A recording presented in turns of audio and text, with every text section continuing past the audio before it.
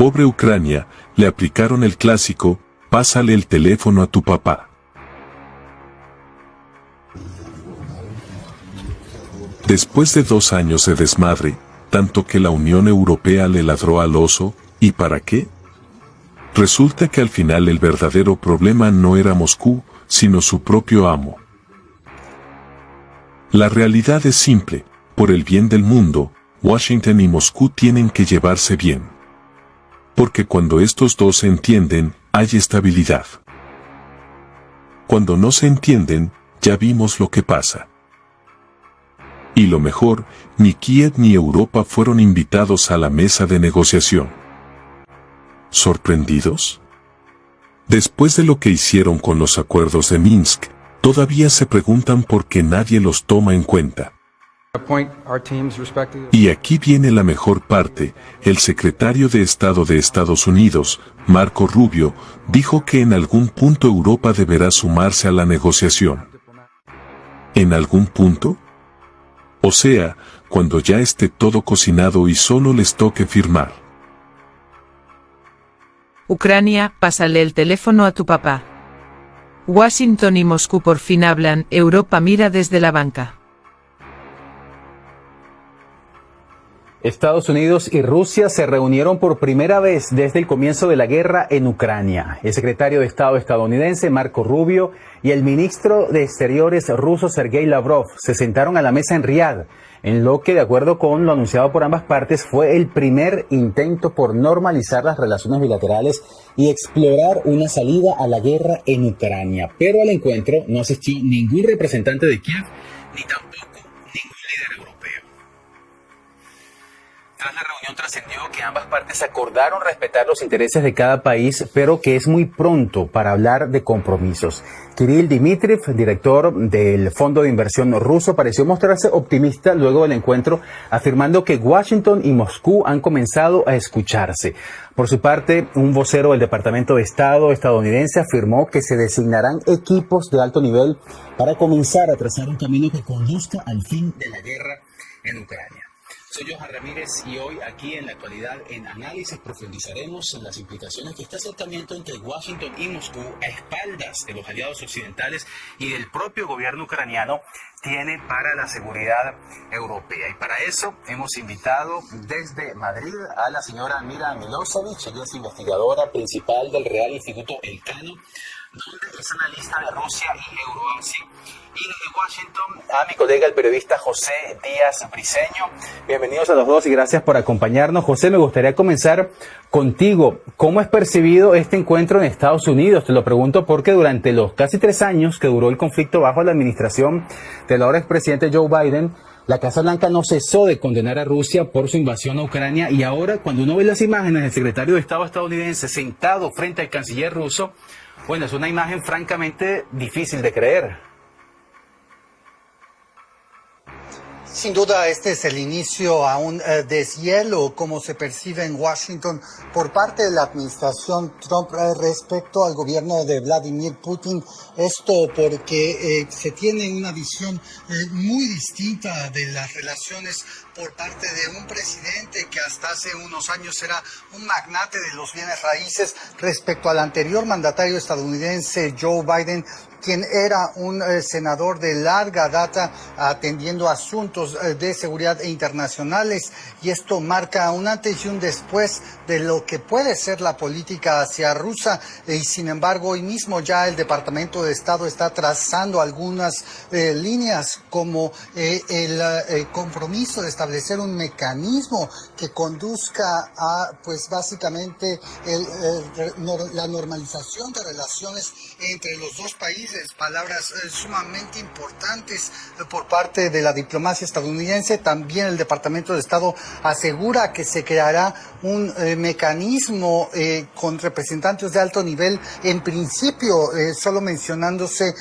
tanto de Rusia como de Estados Unidos, que lleve a una paz, y estos son los adjetivos que utilizan, sustentable, duradera y aceptable para todas las partes. Esto obviamente abre también preguntas sobre a quiénes se refiere en esta oración. Y por último, en esta comunicación, el Departamento de Estado hace explícito que una vez que esto pues avance, se puede empezar a considerar un mecanismo también para regularizar las relaciones económicas que puedan surgir de la estabilización del conflicto en Ucrania. Todo esto sin duda es un punto y aparte a lo que Estados Unidos en algún momento calificó el inicio de la invasión en 2022 como una acción de Rusia injustificable e ilegal a todas luces y contraria al derecho internacional. Pues trascienden entonces las primeras informaciones luego de este primer encuentro entre Estados Unidos y Rusia. Señora Milosevic, ¿qué significan estas conversaciones en Riad para el futuro del conflicto en Ucrania y para la estabilidad aquí en Europa? Bueno, en primer lugar, yo creo que los Estados Unidos se proponen a conseguir un alto el fuego y luego dejar a la Unión Europea y a Ucrania negociar y organizar la paz, ¿no? Segundo, en esta intención de Washington claramente se refleja, como se ha mencionado, una diferente visión del conflicto en Ucrania por parte de la administración Biden y por parte de la Unión Europea. Por lo tanto, las consecuencias de este nuevo acercamiento en búsqueda de paz en Ucrania se reflejará también en el terreno. ¿De qué manera?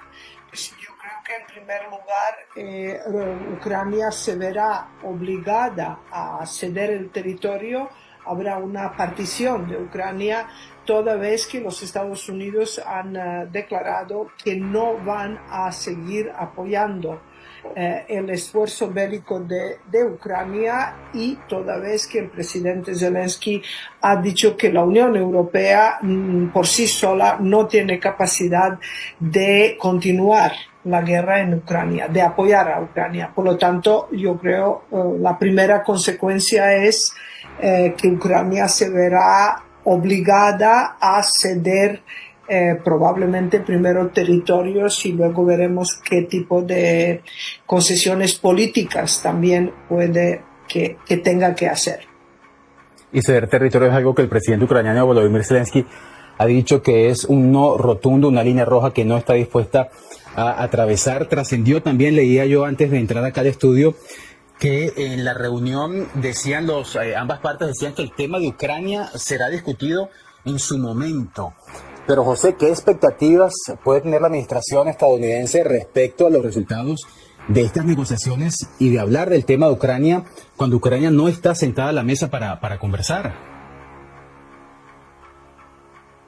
Sí, sin duda, obviamente el presidente Trump ha pues lanzado un cambio sustancial en solo unos días pues de la percepción de lo que es el conflicto en Ucrania. Justamente hace también unos minutos después de estas reuniones, el consejero de Seguridad Nacional Mike Waltz aseguró que lo que no es aceptable para la administración Trump es que continúe lo que ellos consideran es una carnicería en Europa, refiriéndose al conflicto en Ucrania. Esto obviamente pues deja ver que la administración Trump, como bien se decía, antes que otra cosa, busca una nueva visión de hacia dónde avanzar y terminar con la guerra. Esto obviamente al presidente Trump le interesa mucho. Como bien se decía, el cese al fuego es una prioridad importante para la administración Trump, sobre todo también en términos políticos internos, domésticos aquí, para anotarse un triunfo más de lo que perciben es una inicio de administración de menos de un mes sumamente activo sobre las expectativas de qué tanto puede ser duradera sin una paz, sin que Ucrania esté considerada al menos al inicio. Es algo que muchos aquí han especulado en Washington como algo poco realista y sin embargo también aquí se percibe que el nivel estratégico que Estados Unidos percibe en Ucrania por parte de la administración Trump es mucho menor, y esto es muy claro viendo también el giro de los activos estadounidenses de defensa, no a la defensa de Ucrania, sino incluso activos, por ejemplo, de espionaje, aviones no tripulados a la frontera con México. Un cambio rotundo de lo que se percibe es estratégico y no. José, tú nos cuentas que una prioridad para el gobierno de Estados Unidos es lograr un cese, el fuego, el fin de las hostilidades. Pero señora Milosevic, dado que Ucrania no está presente en estas negociaciones, ¿podemos esperar resultados concretos y sobre todo duraderos para conseguir una paz en el país?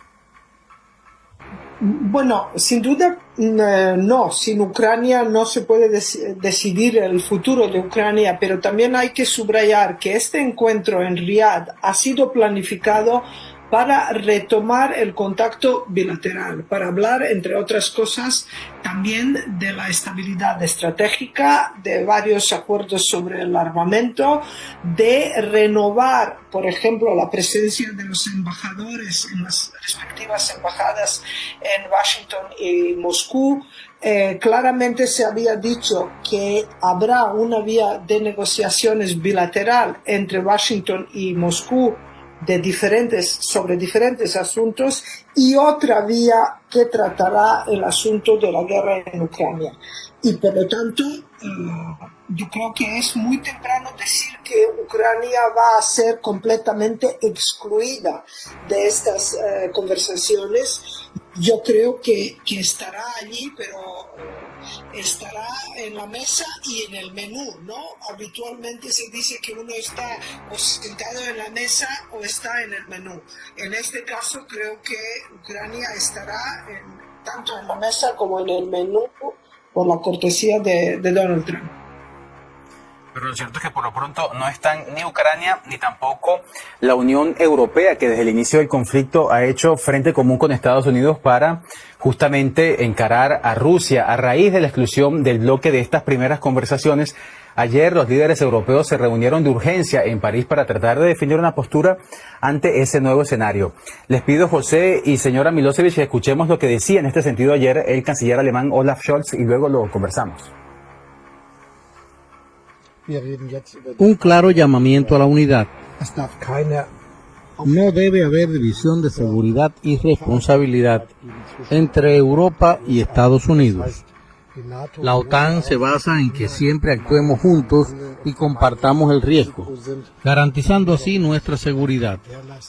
Esto no debe ponerse en duda. Señora Milosevic, el canciller Scholz, lo escuchamos, aboga por la unidad, pero ¿cómo queda Europa en esta nueva configuración, como vemos la situación actualmente, con Estados Unidos sentándose a conversar con Rusia sin tomar en cuenta a la Unión Europea?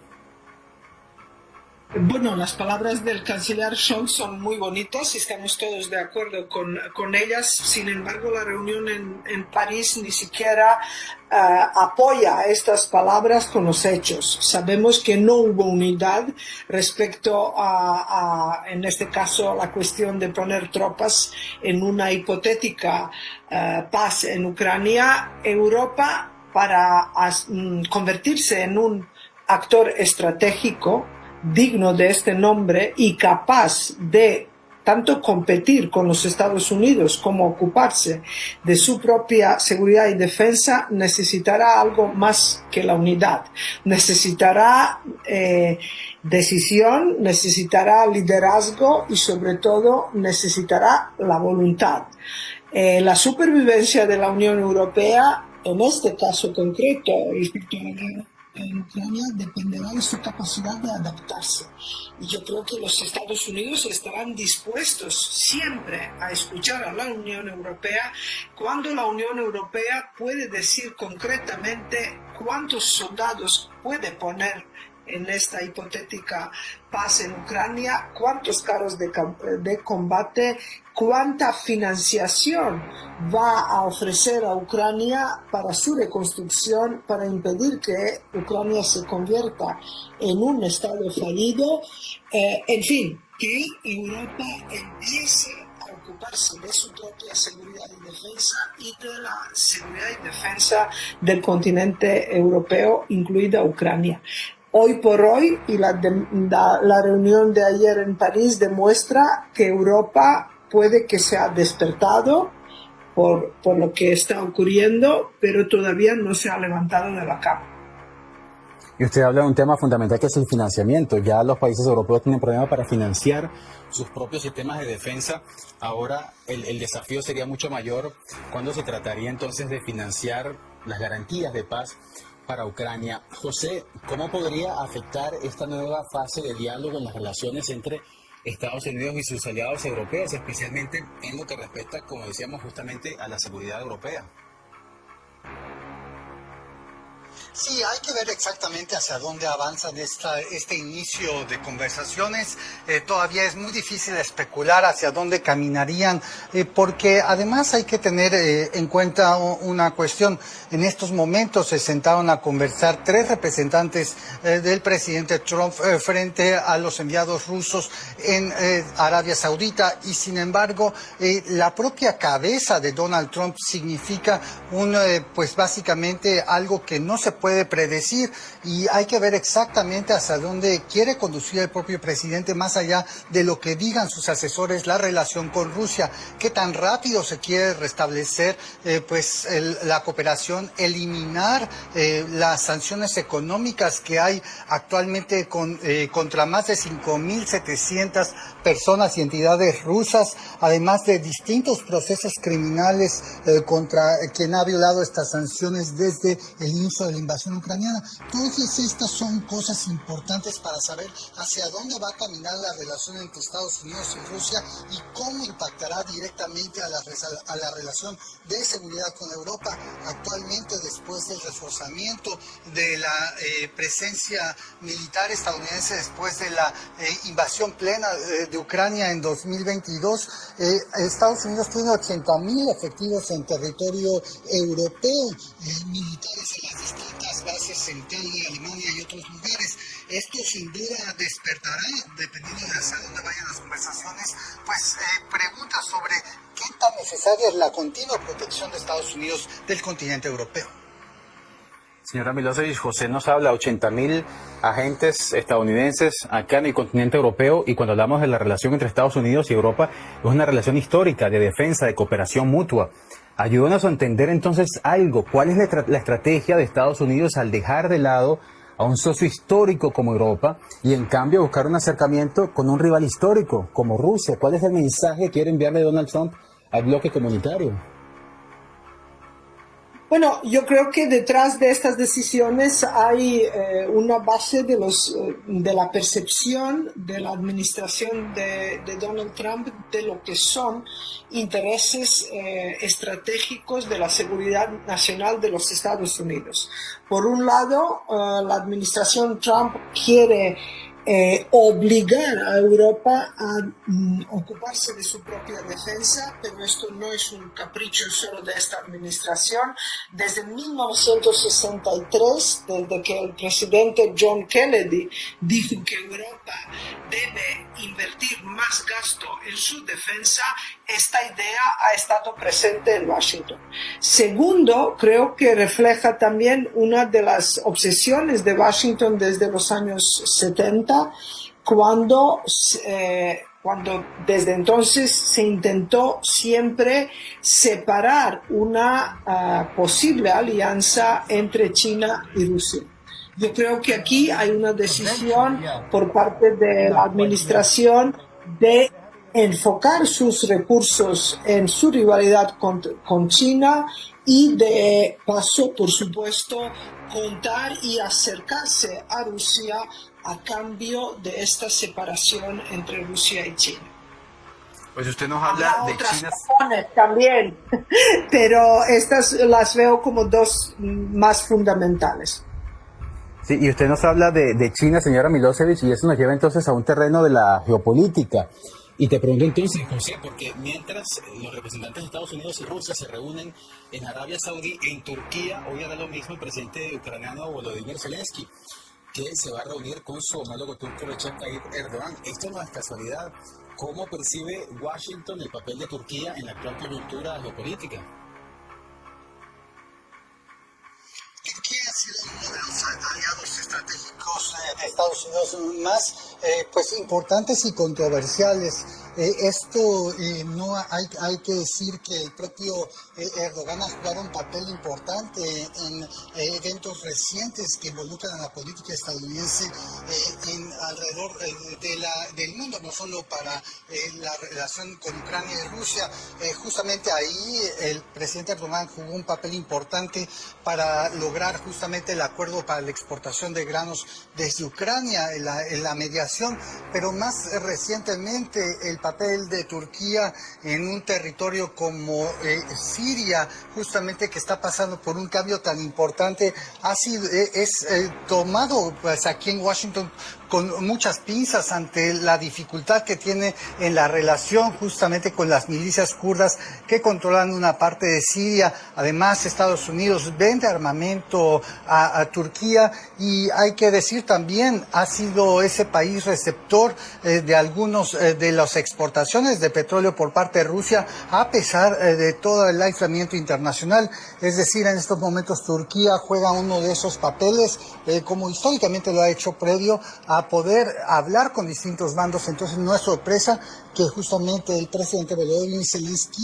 decida, pues en principio, mantener políticas en ese país o con ese gobierno para avanzar sus intereses. Señora Milosevic, lo que nos dice José es bastante interesante porque sabemos que Turquía juega un rol fundamental, por lo menos en Medio Oriente, sobre todo luego de la caída de Bashar al-Assad en Siria, pero tiene también influencia Turquía en lo que pasa en Ucrania. Sí, desde el principio del conflicto, Ucrania ha sido uno de los actores que ha apoyado tanto a Ucrania vendiéndole sus drones Bayraktar como a Rusia con el hecho de que nunca impuso sanciones económicas a Rusia. Turquía es un estado que facilita de que Rusia evite las sanciones económicas de Occidente. Rusia y Turquía tienen una larguísima historia, son dos países que más veces han entrado en la guerra, son enemigos íntimos, pero se entienden, y esto no solo se ha visto en la guerra en Siria, previamente a la caída del régimen de Bashar al-Assad, sino que también se ha visto en el conflicto de Nagorno-Karabaj, en el espacio postsoviético, en el conflicto entre Azerbaiyán y Armenia. Turquía también quiere estar presente también por su rivalidad con Arabia Saudí en Oriente Medio. Son dos potencias que pretenden liderar a los musulmanes suní en la región, ¿no? Turquía va a estar, y Turquía creo que puede facilitar las cosas toda vez que tiene canales de comunicación tanto con Rusia como con Ucrania, y es un país miembro de la OTAN. Y ya para ir cerrando, aunque la comparación está muy interesante, pero tenemos que ir ya terminando. José, te pregunto brevemente, ¿qué se dice en Washington sobre una posible cumbre entre Donald Trump y Vladimir Putin? ¿Y qué impacto tendría esto para las relaciones internacionales y la seguridad global?